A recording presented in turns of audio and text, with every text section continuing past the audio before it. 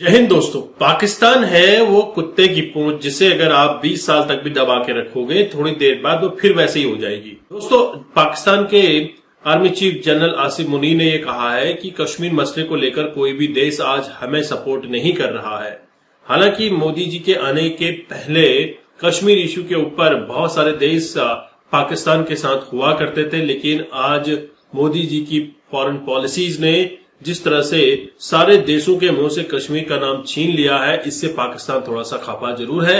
इस वीडियो में हम पाकिस्तानी रिएक्शन देखेंगे और वो क्या चाहते हैं इसके बारे में भी हम बात करने वाले हैं। तो चलिए वीडियो शुरू करते हैं। आपकी डिप्लोमेसी के रूल्स क्या हैं, आपने ये डिफाइन करना है। अब जो हमारे मुल्क की इस वक्त मईशत की है ना हालत, तो हम इस पे कुछ कह नहीं सकते। हिंदुस्तान जो है वो दुनिया की जमहूरियत के लिहाज से सबसे बड़ी रियासत है। वहाँ पे उन्होंने तमाम निज़ाम को कंट्रोल किया हुआ है। इंडिया अगर कश्मीर पर कब्जा कर रहा है, चाइना हमारा साथ क्यों दे? हमने सी पैक पे क्या काम किया ये बताइए। कि IMF ही हमारी सबसे अच्छी मेडिसन है हमारी इकोनॉमी के लिए, हमारी हेल्थ के लिए। अगर वो गोली हम खाएंगे तो हम जिंदा रहेंगे। ये पाकिस्तानियों के लिए बहुत ज्यादा शॉकिंग न्यूज है, क्योंकि जिस तरह इंडिया ने माशाल्लाह बहुत ज्यादा तरक्की किया है, इंडिया दिन ब दिन ग्रो होता चला जा रहा है। यहाँ तो अल्हम्दुलिल्लाह पाकिस्तान में आज 4 साल बाद 2 साल बाद यहाँ से पाकिस्तान को बने हुए 75 साल में किसी भी गवर्नमेंट ने अपने 5 साल मुकम्मल नहीं किए। तो कश्मीर इशू को छोड़कर आजकल हम कहते हैं हमें थोड़ा सा कर्जा दे दो, हमने गवर्नमेंट चलानी है। असल में हम कश्मीर इशू तो हम ना, हमारा जो स्टेटमेंट है हम बाहर जाते हैं कश्मीर इशू, जो ग्राउंड रियलिटीज़ हैं हम मांग नहीं जाते हैं। जो है हमारे ऊपर रहम करें, हमारे हालात पे रहम करें। हम तो जो है वो रूह और जिस्म का जो है तलब।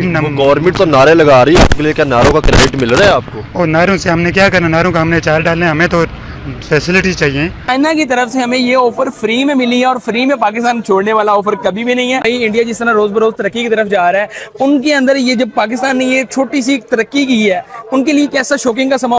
हम IMF की जालिमाना कंडीशंस को नहीं मानेंगे। वो भाई आपसे कब कह रहे हैं कि आप आके और हमें वो कहें, और या हम आपके पास आए हुए हैं कि चलो जी ये डेलीगेशन आए, ये पैसे आपने लेने करने, आपने नहीं लेना तो हम नाराज हो जाएंगे। कश्मीर में बकायदा प्रोटेस्ट हुआ है पाकिस्तान साइड, और वहाँ पे वो ये कह रहे हैं कि इंफ्रास्ट्रक्चर को बेहतर किया जाए, डेवलपमेंट की जाए। क्या कहना चाहेंगे? वैसे हम कहते हैं हमने तो दूसरी साइड का कश्मीर भी लेना है। कश्मीर तो लेना तो चाहिए हमें। अच्छा, हमारा हक है। हमारी हुकूमत को चाहिए कि चांद पे बाद में जाए, पहले गरीबों के लिए जो रिलीफ देना है वो दें। कश्मीर को लेके हमारे आर्मी चीफ जो है जनरल आसिम मुनीर साहब, उन्होंने एक बहुत बड़ा बयान दिया है। उन्होंने कहा है कि पूरी दुनिया जो है वो कश्मीर के मुद्दे के ऊपर खामोश है। एक वक्त था जब बहुत सारे ममालिक जो हैं, खासकर इस्लामी ममालिक, कश्मीर के मसले में हमारे साथ स्टैंड करते थे। अब आप देखें कि वक्त के साथ साथ दुनिया के जो तासुरात हैं कश्मीर को लेकर बदल गए हैं। पहले चाइना, ईरान, तुर्की कश्मीर को लेकर बात करता था, हमारे साथ खड़ा होता था, लेकिन वहाँ हर जगह खामोशी छा गई है।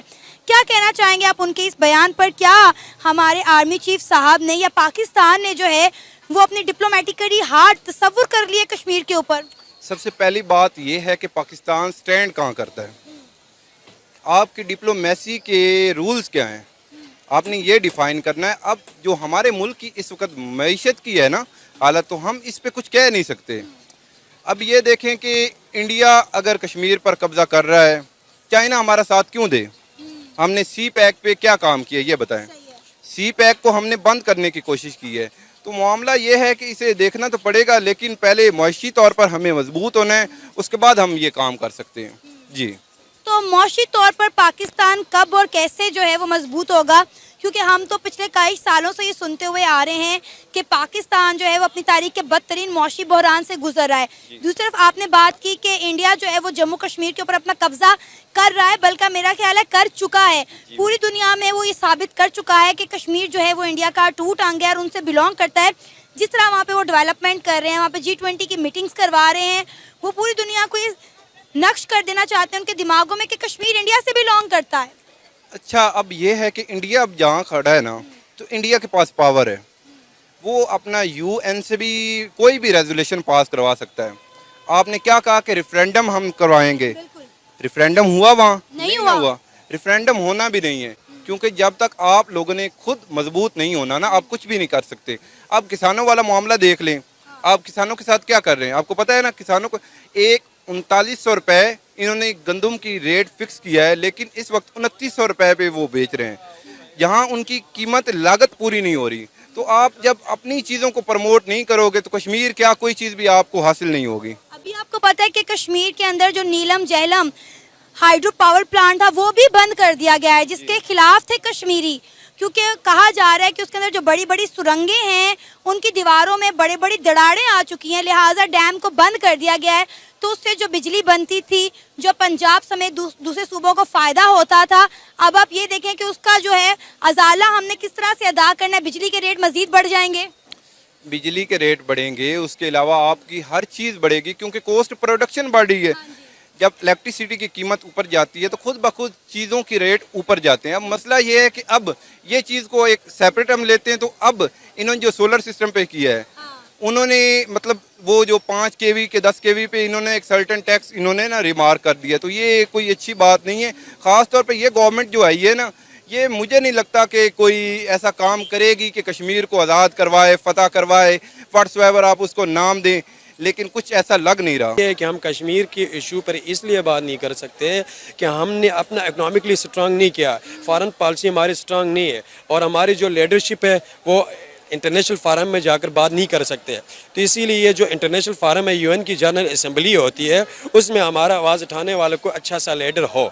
ताकि कश्मीर पे हमने कब आवाज़ नहीं उठाई, मुझे आप ये बताएं मेरे भाई। हम हर इंटरनेशनल फर्म पर जाके कश्मीर के लिए तो आवाज़ बुलंद करते हैं। हम जब भी किसी इंटरनेशनल फर्म पे जाते हैं, किसी मीटिंग में जाते हैं, किसी बड़े लीडर से मिलने जाते हैं, किसी दूसरे मुल्क में जाते हैं, तो हम सिर्फ मसला कश्मीर पे ही तो बात करते हैं और पाकिस्तान के किसी मसले पर बात नहीं होती। एक्चुअली आपको शायद मेरे ग्राउंड रियलिटी का नहीं पता। हम कश्मीर इशू को छोड़कर आजकल हम कहते हैं हमें थोड़ा सा कर्जा दे दो, हमने गवर्नमेंट चलानी है। असल में हम कश्मीर इशू तो हम ना, हमारा जो स्टेटमेंट है, हम बाहर जाते हैं कश्मीर इशू, जो ग्राउंड रियलिटीज़ हैं हम मांगने जाते हैं। अगर हमारे इकनॉमिकली स्ट्रांग हो, फॉरेन पॉलिसी स्ट्रांग हो, कश्मीर का इशू तो ऑलरेडी हल होना है। कश्मीर का इशू इंटरनेशनल इशू है, ये ऐसे सॉल्व नहीं होना है, इसके ऊपर वर्क की ज़रूरत है। अब कश्मीर का के ऊपर हमारा जो फॉरेन मिनिस्ट्री बैठी है, वो इसके कोई स्टांस देखा है अभी तक आपने नहीं देखा।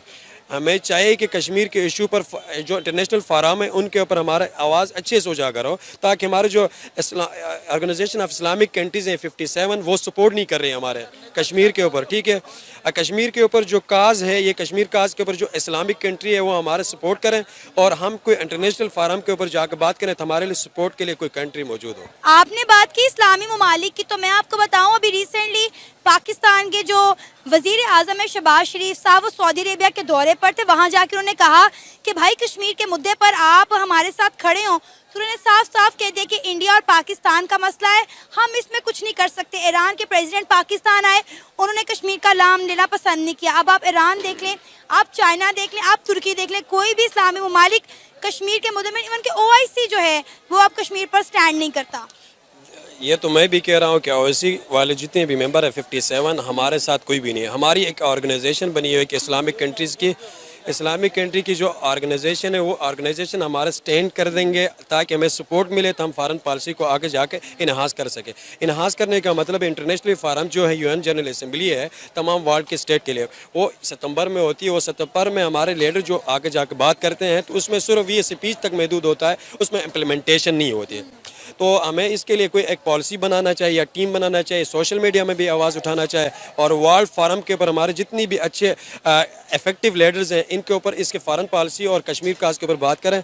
और हमारा ये रिक्वेस्ट है कि वर्ल्ड के जितने मेजर पावर्स हैं वो कश्मीर काज के ऊपर थोड़ी। तो दोस्तों, आपने ये रिएक्शन वीडियो देखा और आपको आइडिया लग गया होगा कि आज के समय में कश्मीर का नाम लेने के लिए पाकिस्तान के सपोर्ट में कोई भी देश नहीं खड़ा है। जहां पर एक समय पर चाइना, ईरान, तुर्की ये सब खड़े रहते थे, लेकिन आज इनके साथ कोई भी ममालिक का कश्मीर का नाम लेना नहीं चाहता, क्योंकि कोई भी देश आज भारत के साथ संबंध खराब नहीं करना चाहता, क्योंकि उनको पता है कश्मीर का सॉल्यूशन हो चुका है। 370 के बाद से बहुत सारी ऐसी कंट्रीज हैं जिन्होंने अपना पैसा कश्मीर में लगाया है। UAE से लेकर, सऊदी से लेकर, चाइना वगैरह सब अपना पैसा वहां पे लगा रहे हैं। तो किसी को क्यों पड़ी है एक भिखारी देश के चक्कर में पड़कर अपना धंधा चौपट करने का? तो इसी वजह से कश्मीर को कोई सपोर्ट नहीं कर रहा। ये सब देखकर आज ऐसा लग रहा है पाकिस्तान में कि सब कश्मीर भूल चुके हैं, क्योंकि अभी मोदी मौजूद हैं। जब तक मोदी है तब तक कश्मीर का नाम लेना पाकिस्तान के लिए हानिकारक हो सकता है। दोस्तों, वहीं पाकिस्तान के जो टॉप पत्रकार हैं वो कहते हैं कि IMF की गोली के बगैर पाकिस्तान नहीं चल सकता। IMF की जो मेडिसिन है वो पाकिस्तान की इकोनॉमी के लिए, पाकिस्तान की अवाम के लिए, पाकिस्तान के हेल्थ के लिए जरूर एक अच्छा काम करती है। हालांकि पाकिस्तान अभी तक खुद कुछ काम नहीं कर रहा है, कुछ उसके अपने ऐसे प्लेटफॉर्म्स नहीं है जहां से रेवेन्यू जनरेट हो सके। आप देख रहे हैं किस तरह से पाकिस्तान में आए दिन कोई न कोई इंसिडेंट होता हुआ दिखता है। और वहीं भारत से ट्रेड की बात को लेकर भी पाकिस्तान काफी चिंतित है, क्योंकि भारत अब पाकिस्तान से ट्रेड तो क्या बातचीत करने को तैयार नहीं होगा। पुंछ हमले के बाद से भारत ने पुंछ हमले का रिटेलिएशन करने का भी जोड़ तोड़ कर लिया है। दोस्तों, पाकिस्तान की सियासत इस वजह से भी थोड़ा परेशान है। अगर थर्ड टर्म में मोदी जी आ गए तो पाकिस्तान का क्या हाल होगा, इसको भी यहां पर आपने देखा। पाकिस्तान की इकोनॉमी क्यों बर्बाद हुई है ये पाकिस्तान के अवाम अच्छे से जानती है। पाकिस्तान की सियासत ने, पाकिस्तान की स्टैब्लिशमेंट ने, पाकिस्तान की अवाम ने खुद पाकिस्तान को बर्बाद किया है। और सबसे बड़ा जो कीड़ा पाकिस्तान में है वो है मुल्ला मौलवियों का जो धंधा है, ये सब पाकिस्तान को बर्बाद किया हुआ है। दोस्तों, पाकिस्तान के मेन स्ट्रीम मीडिया पे हमेशा भारत के खिलाफ जो जहर घोला जाता है वही आज इनकी रगों में फैल गया है। आपके क्या विचार हैं जरूर कमेंट कीजिएगा। चैनल पर नए हैं, चैनल को सब्सक्राइब करना मत भूलिएगा।